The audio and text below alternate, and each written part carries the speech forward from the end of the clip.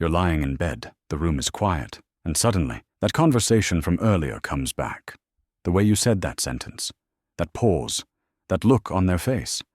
You replay it. Again and again.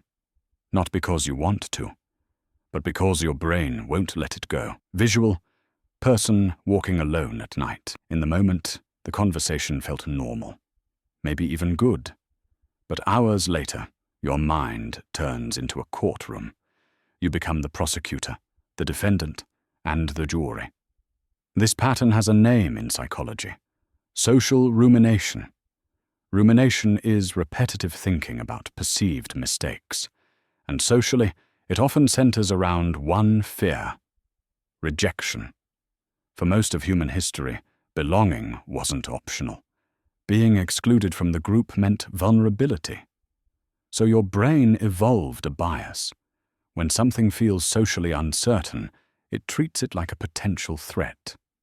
If you're high in rejection sensitivity, or simply very self-aware, your mind zooms in on tiny signals: a delayed reply, a neutral expression, a sentence you wish you phrased differently. Your nervous system would rather overanalyze than overlook something that could cost you connection. You are not obsessive. You are protective. Visual, abstract brain animation. Your brain is trying to keep you inside the tribe. At night, this gets louder, because when the world goes quiet, your brain shifts into what neuroscience calls the default mode network. This network activates during rest. It handles self-reflection, memory reconstruction, your sense of identity. Think of it as a night shift editor. During the day, you perform. At night, the editor reviews the footage. But memory is not a recording. It's a reconstruction. Each replay is a rewrite. And your amygdala, the brain's threat detector, highlights the emotional parts. Your prefrontal cortex tries to solve them. Together, they create a loop. What if they think I'm awkward? What if I sounded stupid? You're not replaying the conversation. You're replaying the moment you felt exposed, a small crack in the identity you try to maintain. Here's what helps. First, name the fear. Ask yourself, what am I afraid they think about me? Research shows that labeling an emotion reduces activity in the amygdala. It turns panic into language. Second, separate fact from story. Fact, you paused. Story, they think you're incompetent. Your brain fills gaps with threat predictions, not truths.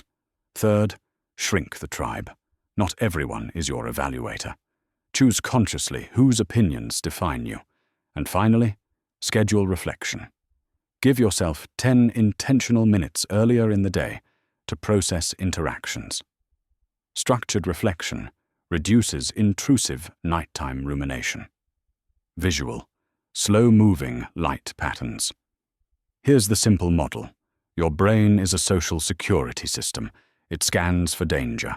It reviews footage. It tries to prevent future rejection. But sometimes the alarm is too sensitive. The goal isn't to silence it, it's to recalibrate it. So tonight, if the replay begins again, don't attack it.